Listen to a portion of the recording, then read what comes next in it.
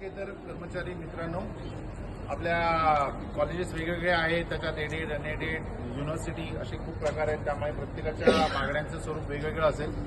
पण आज आपण इथे जे एकत्र येऊन शक्ती प्रदर्शन दाखवलेलं आहे त्याच्यात एक गोष्ट नक्की आहे की आपण सोमयाचे सर्व कर्मचारी एकत्र आहे आणि कुठल्याही समस्या आपण रस्त्यावर यायला एकत्र यायला तयार आहे.